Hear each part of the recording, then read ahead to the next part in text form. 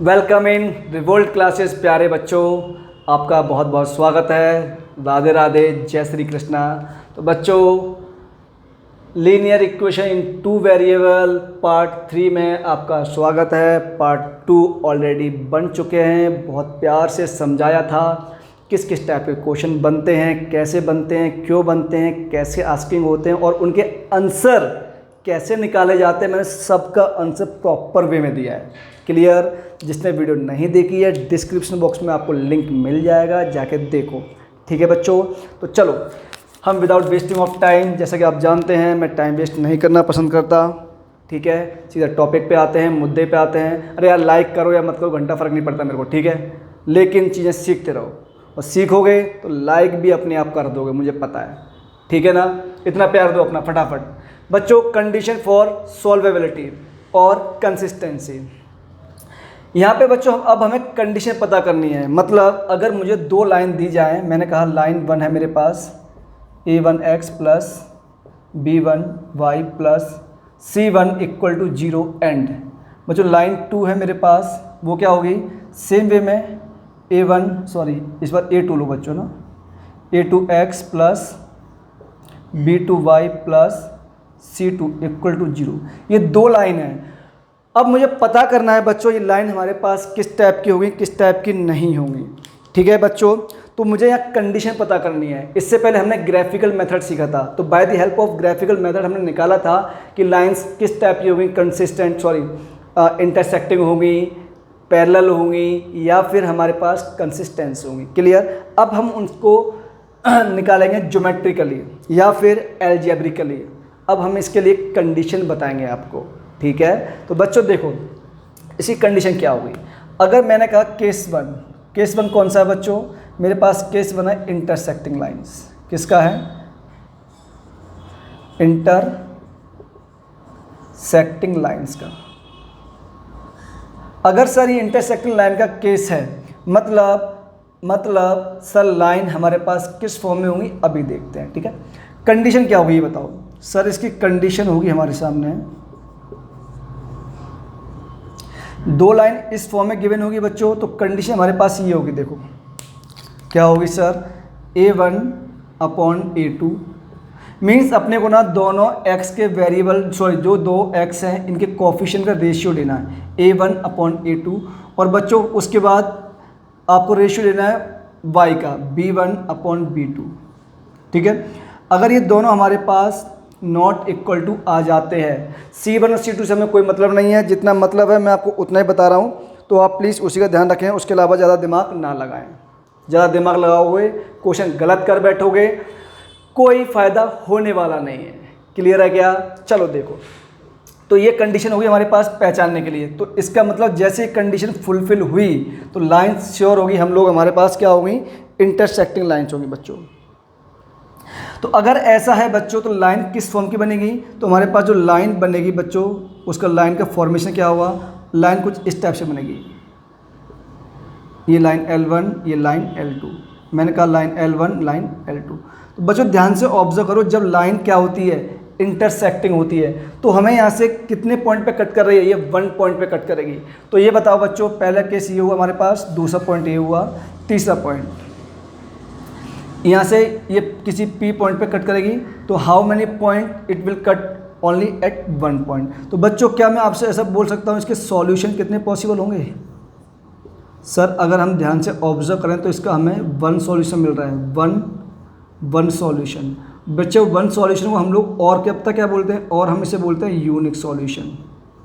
क्या बोलते हैं? Unique solution.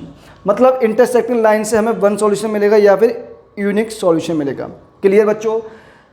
थोड़ी देर पहले मैं आपको बताया था बच्चों, और अब फिर बता रहा हूँ, ध्यान रखना, जिन लाइन से सॉल्यूशन पॉसिबल होता है उन लाइन को हम कंसिस्टेंस लाइन भी बोलते हैं। मतलब यहाँ से हमें क्या होगा, लाइंस क्या हुई सर? हमारे पास लाइन होगी कंसिस्टेंट लाइन।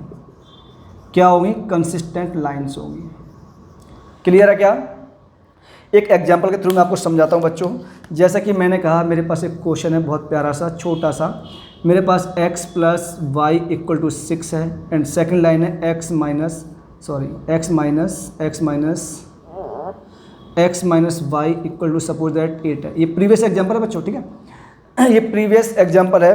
तो अगर मैं ऐसा करता हूँ बच्चों, ध्यान से अगर आप लोग ऑब्जर्व करें तो ये बताओ हमारे पास इसमें a1 कितना है सर, a1 है हमारे पास 1, b1 कितना है बच्चों, b1 है सर हमारे पास 1, a2 कितना है सर, वो भी 1 है, और b2 कितना है सर, वो भी हमारे पास -1 है। इनका रेशियो फाइंड करें क्या, a1 अपॉन a2 तो कितना आएगा सर 1 अपॉन -1, सॉरी 1 अपॉन 1 आएगा, राइट। एंड रेशियो निकालना है b1 अपॉन b2, तो बच्चों ये क्या आएगा हमारे पास b1, ये b1 है बच्चों, b1 अपॉन b2 1 अपॉन -1। तो ध्यान से आप लोग ऑब्जर्व करो बच्चों, a1 अपॉन a2 इन दोनों का रेशियो इक्वल नहीं आ रहा है, मतलब लाइन हमारे पास क्या होंगी सर, इंटरसेक्टिंग होगी। क्लियर बच्चों। केस नंबर 2 देखो, केस नंबर 2 किसके लिए है, केस नंबर 2 की हम बात कर रहे हैं बच्चों फॉर इंटरसेक्टिंग लाइंस। अब हम लोग लेंगे कंसिस्टेंट लाइंस। कौन सी, कंसिस्टेंट लाइंस, ठीक है बच्चों। कंसिस्टेंट लाइंस क्या होती हैं, कंसिस्टेंट लाइंस पता क्या होती है बच्चों, मैं आपको बताता हूँ अभी, एक सेकंड रुकना बस। कंसिस्टेंट लाइन वो होंगी बच्चों जिनके लिए हम ऐसी लाइंस जो एक दूसरे के ऊपर से क्रॉस करेंगी, एक दूसरे के ऊपर कोलैप्स करेंगी, superimpose to each other. Means अगर मैं एक लाइन ये ड्रॉ कर लूँ और इसके ऊपर से दूसरी लाइन निकाल दूँ तो ये लाइन हमारे पास फॉर्म करती है कंसिस्टेंस लाइंस। क्लियर। देखो बच्चों, तो अगर मैं यहाँ से इसकी कंडीशन लिखूँ, सबसे पहला स्टेप कंडीशन, तो बच्चों इसकी कंडीशन क्या होगी हमारे पास, ध्यान देना आप लोग। इसकी कंडीशन होती है बच्चों a1 upon a2 equal to b1 upon b2 equal to c1 upon c2। Means इस बार मुझे 2 रेशियो नहीं 3 रेशियो फाइंड करने पड़ेंगे, कोफिशिएंट ऑफ x का रेशियो भी, कोफिशिएंट ऑफ y का रेशियो भी, कोफिशिएंट ऑफ कांस्टेंट टर्म के रेशियो भी। और अगर ये तीनों केस हमारे पास इक्वल आते हैं बच्चों, तो इसका मतलब यही होगा कि लाइन हमारे पास कंसिस्टेंस लाइन्स हो गई। क्लियर। अब देखो बच्चों, हम इसका फॉर्मेशन करते हैं, तो लाइन किस फॉर्म की बनेगी बच्चों, लाइन हमारे पास ना इस फॉर्म की बनेगी। एक लाइन अगर ये मेरे पास L1 है, क्या है L1, तो लाइन जो L2 होगी ना वो जस्ट इसके ऊपर से पास होगी, जस्ट इसके ऊपर से, ये लाइन है हमारे पास L2। क्लियर। तो देखो ध्यान से, ये दोनों एक दूसरे को बहुत सारे पॉइंट पे इंटरसेक्ट कर रही हैं। तो बच्चों अगर both the lines are intersecting at infinite point, then how many solution are possible sir, infinite solution. Clear बच्चों। तो यहाँ से हमें सॉल्यूशन कितने मिलेंगे सर, यहाँ से हमें नेक्स्ट पॉइंट, सॉल्यूशन हमें कितने मिलेंगे यहाँ से सर, यहाँ से हमें सॉल्यूशन मिलेंगे इनफाइनाइट सॉल्यूशन। हम इसको और पता क्या बोलते हैं, infinite many one solution, infinite many one solution. Clear बच्चों। ये 2 इसके नेम होते हैं बच्चों। उसके बाद अब ये लाइन अगेन वही कंडीशन, क्या इनको सॉल्व करके हम सॉल्यूशन फाइंड कर सकते हैं। Yes sir. हमें देखो ना सॉल्यूशन इनफाइनाइट टाइप के मिल रहे हैं। अगर इनफाइनाइट सॉल्यूशन मिल रहे हैं तो बच्चों बात श्योर हो गई क्या कि सर ये लाइंस भी क्या होगी सर, ये लाइन कंसिस्टेंस होगी, क्या होगी कंसिस्टेंट लाइंस होगी। ठीक है बच्चों, कंसिस्टेंट लाइंस हो गई। बच्चों इसमें एक चीज़ ध्यान रखना, इसको ना हम 2 डिपेंडेंट सॉल्यूशन ही बोलते हैं। क्या बोलते हैं, डिपेंडेंट। ठीक है, मतलब यहाँ से डिपेंडेंट सॉल्यूशन मिलेंगे एक दूसरे के ऊपर से। क्लियर। अब इसमें एग्जांपल की कोई नीड नहीं है भैया, चाहो तो आप कोई भी एग्जांपल सॉल्व कर लो, चाहे आप इसी को ले लो यार, क्या दिक्कत है। ठीक है, तो यहाँ से आपको infinite many one solution find हो जाएंगे। कैसे, नहीं सॉरी पॉसिबल नहीं है, राइट। चलो एक एग्जाम्पल लेते हैं, ले लें क्या, ले लेते हैं। चलो मैंने कहा मेरे पास एग्जाम्पल है बच्चों, सपोज दैट ये एग्जाम्पल है x plus y equal to 6 और ये 2x plus 2y equal to 12। ठीक है बच्चों, ये बताओ a1 अपॉन a2 कितना है हमारे पास सर, ये 1 अपॉन 2 है। बच्चों b1 अपॉन b2 कितना है हमारे पास सर, ये भी 1 अपॉन 2 है। बच्चों c1 अपॉन c2 कितना है सर, ये 6 अपॉन 12 है, मतलब ये भी 1 अपॉन 2 है। ध्यान से ऑब्जर्व करो, सब कुछ इक्वल है, और जब सब कुछ इक्वल है means lines are consistence. Clear, दोनों टॉपिक क्लियर। मेरे हिसाब से टफ नहीं है बच्चों, मैं एक बार रिवाइज कराता हूँ आपको। ठीक है, कंडीशन फॉर सॉल्वेबिलिटी, मतलब हमें पता करना है कि कंडीशन क्या होगी, और ये सॉल्व होता है by the method of algebraic method. Substitution use करेंगे या फिर एलिमिनेशन। क्लियर बच्चों? तो इंटरसेक्टिंग लाइन से बच्चों इसकी कंडीशन क्या होती है, a1/a2 not equal to b1/b2, मतलब कोफिशिएंट ऑफ x का रेशियो जो भी आएगा वो not equal to coefficient of y के रेशियो का होना चाहिए। अगर ऐसा हुआ तो मतलब लाइंस क्या होंगी हमारे पास, सर लाइंस होगी हमारे पास इंटरसेक्टिंग। और ध्यान से देखो ये एक यूनिक पॉइंट पे कट कर रही हैं। क्लियर? उसके बाद बच्चों सॉल्यूशन ऐसे कितने पॉसिबल होंगे, ओनली वन सॉल्यूशन पॉसिबल। मतलब अगर कोई आपसे पूछता है कि इंटरसेक्टिंग लाइन में कितने सॉल्यूशन पॉसिबल है तो आप आंख बंद करके भरत सर का नाम लेना, सर वन सॉल्यूशन, काम खत्म, वन सॉल्यूशन, काम खत्म। क्लियर?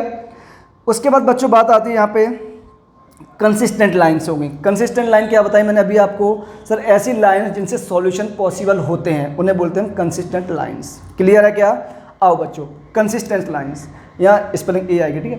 कंसिस्टेंट लाइन्स क्या होती हैं, ऐसी लाइन्स सर जिनके ऊपर से एक दूसरी लाइन जस्ट पास हो जाए, ठीक है। मीन्स लाइन्स के ऊपर से एक लाइन पास हो जाए, मतलब एक दूसरे के ऊपर सुपर इम्पोज हो जाए, कोलैप्स कर जाए। क्लियर बच्चों? तो उसकी कंडीशन होती है ratio of coefficient of x equal to coefficient of ratio y equal to coefficient of constant term के रेशियो के इक्वल होगा। तो ये कंडीशन होगी हमारे पास। लाइंस का फॉर्मेशन इस टाइप से होगा बच्चों, देखो ध्यान से, इनफाइनाइट पॉइंट पे इंटरसेक्ट करेगी। सॉल्यूशन कितने पॉसिबल होंगे, इनफाइनाइट सॉल्यूशन और इनफाइनाइट मैनी वन सॉल्यूशन, या हम इसको कई बार ना मैनी सॉल्यूशन भी बोल देते हैं। क्या बोल देते हैं बच्चों इसको, हम इसको मैनी सॉल्यूशन भी बोलते हैं कई बार। क्या बोलते हैं, मैनी सॉल्यूशंस भी, राइट, और मैनी सॉल्यूशंस। तो तीन टाइप से इसके सॉल्यूशन रिकॉग्नाइज किए जाते हैं, राइट। लाइंस के सॉल्यूशन पॉसिबल है, यस सर। तो लाइन क्या होगी, कंसिस्टेंट होगी। देखो ध्यान से एक एग्जांपल सेट किया, ठीक है। केस 3, तो केस 3 हमारे पास क्या है बच्चों, लास्ट केस है इसका, एक सेकंड आप रुकना प्लीज। हाँ, केस 3 है हमारे पास। लाइन इस बार क्या हो जाए बच्चों, लाइन हो जाए हमारे पास पैरेलल लाइंस। क्या हो जाए, लाइन पैरेलल हो जाए। अगर बच्चों लाइन पैरेलल हुई, क्या हुई, अगर लाइन पैरेलल हुई तो क्या पॉसिबिलिटी होगी, देखते हैं बच्चों। लाइन अगर पैरेलल हुई तो पहले सबसे पहले लिखेंगे हम लोग कंडीशन क्या पॉसिबल होगी।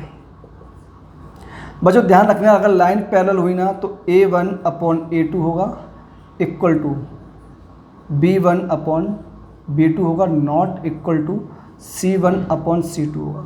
अगर ये कंडीशन फुलफिल होती है तो लाइंस के जो सॉल्यूशन मिलेंगे हमें इनफाइनाइट नहीं मिलेंगे, ना 1 मिलेगा, तो क्या मिलेंगे सर, नो सॉल्यूशन। क्यों, क्योंकि सर ट्रेन की पटरियां कभी एक दूसरे क्रॉस नहीं करती हैं, कार के व्हील्स कभी एक दूसरे क्रॉस नहीं करते हैं, ठीक है बच्चों। तो मतलब ऐसी लाइंस जिनके बीच का गैप ऑलवेज कांस्टेंट रहेगा, इस टाइप की लाइंस को हम लोग क्या बोलते हैं, पैरेलल लाइंस। देखो बच्चों, अब मैं लाइन का फॉर्मेशन कर रहा हूँ, ठीक है। तो बच्चों लाइन कैसे फॉर्म होगी, सर लाइन हमारे पास कुछ इस टाइप से फॉर्म होगी। एक लाइन ये रही हमारे पास और एक लाइन ये रही। मैंने कहा इनके बीच का गैप बच्चों मैंने डी लिया है और ये गैप ऑलवेज क्या रहेगा, सेम रहेगा। अगर ये गैप सेम रहेगा बच्चों तो आप लोग ही बताओ मुझे, क्या कभी एक दूसरे को इंटरसेक्ट कर पाएंगी, नहीं कर पाएंगी सर। और जब नहीं कर पाएंगी तो बच्चों सॉल्यूशन कितने होंगे, इनफाइनाइट। गधो भैया के मारूंगा, जीरो सॉल्यूशन, समझ गए ना, means no solution, zero solution, ठीक है ना, नो सॉल्यूशन पॉसिबल। तो बच्चों मैं आपसे पूछता हूँ इसके सॉल्यूशन कितने पॉसिबल होंगे, क्या पूछता हूँ, सॉल्यूशन कितने पॉसिबल होंगे। तो आप क्या आंसर दोगे, सर यहाँ से मिलेगा हमें नो सॉल्यूशन। क्या मिलेगा, नो सॉल्यूशन। क्या मिलेगा बच्चों, सर नो सॉल्यूशन, ठीक है। यहाँ से हमें कोई भी सॉल्यूशन फाइंड नहीं होगा। अब बात आती है सर क्या जब यहाँ से सॉल्यूशन फाइंड नहीं होगा तो क्या मैं इसको भी कंसिस्टेंट लाइन बोल सकता हूँ। अब एक गधा है तू एक नंबर का, समझा। जब सॉल्यूशन फाइंड नहीं हो रहा गधेड़े, तो आप उसको कंसिस्टेंट कैसे बोल सकते हो। अभी बताया था ना मैंने थोड़ी देर पहले ही कि कंसिस्टेंट सिर्फ हम उसको बोलते हैं जिसका सॉल्यूशन पॉसिबल होता है। सर लेकिन इसका सॉल्यूशन तो पॉसिबल नहीं है तो इसका नाम क्या होगा, अरे मैं हूं ना। तो बच्चों जब सॉल्यूशन पॉसिबल नहीं होता तो हम इसको बोलते हैं इनकंसिस्टेंट सॉल्यूशन या inconsistent line. Clear. Example set करना है क्या, मेरे हिसाब से नीड नहीं है, यही मैं कर दूंगा, छोटा सा एग्जाम्पल, कोई फ़ायदा नहीं है, ठीक है बच्चों। इसके बाद मैं इसमें आपको बताऊंगा कि यूनिक कंसिस्टेंट सिस्टम को थोड़ा अलग से मैं आपको फिर बता रहा हूँ, ठीक है। मतलब कि कंसिस्टेंट सॉल्यूशन, इनकंसिस्टेंट सॉल्यूशन, ये एक छोटा टॉपिक और बचा हुआ है, मैं अभी आपको बता देता हूँ। फिर उसके बाद इस पर लेता हूँ एक या दो क्वेश्चन और टॉपिक इसको करते हैं फिनिश। फिर लास्ट टॉपिक बचेगा हमारा मेथड 3, और वो कौन सा है, सॉरी मेथड 2, एल्जेब्रिक मेथड या फिर ज्योमेट्रिकल मेथड। और उन दोनों में हम दो मेथड सीखेंगे, कौन सा, substitution method and elimination method. Cross multiplication method sir syllabus में नहीं है बच्चों अपने, तो हमें ज़्यादा दिमाग नहीं लगाना है। क्लियर है क्या? तो आज के लिए इतना ही काफ़ी है। थैंक यू सो मच बच्चों फॉर दैट ब्यूटीफुल क्लास। आगे आप लोग क्या करेंगे, प्रैक्टिस कंटिन्यूस करेंगे, भरत सर की वीडियो लगातार देखेंगे, लाइक करेंगे, शेयर करेंगे, सब्सक्राइब बहुत ध्यान से करेंगे, ठीक है बच्चों। तो राधे राधे, जय श्री कृष्णा बच्चों।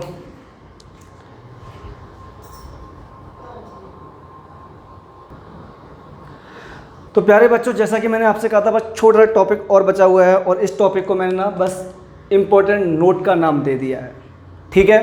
तो इस नोट में मैं आपको समझाऊंगा जितना अभी तक मैंने आपको पढ़ाया है ना कंडीशन ऑफ लाइंस में, उस सब को मैं समराइज करने वाला हूँ सिर्फ एक छोटे से नोट्स के साथ। क्लियर? देखो बच्चों, नोट 1 क्या बोलता है, अगर हमारे पास लाइंस क्या है, parallel lines has inconsistent system. ये मैं आपको बता चुका हूँ। इनकंसिस्टेंट सिस्टम कब आता है, जब उसके पास क्या होता है, कोई भी सॉल्यूशन नहीं होगा। क्लियर? जब कोई सॉल्यूशन नहीं होगा तो इनकंसिस्टेंट सॉल्यूशन ही पैरेलल लाइन रखेंगे। इनका बच्चों ग्राफ इस टाइप से बनता है, ये लाइन इस टाइप से रिप्रेजेंट होती हैं। क्लियर है क्या? अब देखो सेकंड, अगर लाइन है intersecting lines and consistent lines have consistent system. मतलब क्या हुआ इसका, मतलब इंटरसेक्टिंग लाइन और कंसिस्टेंट लाइन दोनों के पास कंसिस्टेंट सिस्टम होता है। मैंने आपको बताया था कि कंसिस्टेंट सिस्टम वहाँ होता है बच्चों जहाँ पर हमें क्या मिलता है, कुछ सॉल्यूशंस फाइंड होंगे, और जैसे ही कुछ सॉल्यूशंस मिलेंगे मींस हमारे पास कंसिस्टेंट सिस्टम होगा। क्लियर बच्चों? तो intersecting line and consistent lines. देखो बच्चों, हम जानते हैं कि इंटरसेक्टिंग लाइन कुछ इस टाइप के फॉर्मेशन दिखाती हैं। क्लियर? तो ये हमेशा एक पॉइंट पे कट करती है, मतलब number of solution is always 1। देखो बच्चों, यूनिक सॉल्यूशन और एग्जैक्टली 1 सॉल्यूशन। इतना क्लियर? इंडिपेंडेंट सिस्टम होगा बच्चों, ये डिपेंड नहीं करेगा एक दूसरे के ऊपर, ठीक है क्या? अब देखो कंसिस्टेंट लाइंस क्या होती हैं, एक नंबर में कई बार आते हैं ये डिपेंडेंट सॉल्यूशन यहाँ से होंगे या यहाँ से होंगे, ठीक है बच्चों। इनफाइनाइट सॉल्यूशन, एक लाइन दूसरी लाइन के ऊपर कोलैप्स कर जाएगी या सुपर इम्पोज हो जाएगी। क्लियर है? इनफाइनाइटली मैनी सॉल्यूशन होंगे, that is many one solution. ये हम पहले भी डिस्कस कर चुके हैं। उसके बाद बच्चों हमारे पास ये होता है डिपेंडेंट सिस्टम। अब ध्यान से देखो, ये दोनों पॉइंट बहुत इंपॉर्टेंट है। ये है 9th क्लास का कॉन्सेप्ट और ये है 10th क्लास का कॉन्सेप्ट। 9th क्लास में आपको बताया गया होगा बच्चों, linear equation in one variable, कुछ इस फॉर्म की आपको पढ़ाई गई होगी, हैज़ यूनिक सॉल्यूशन।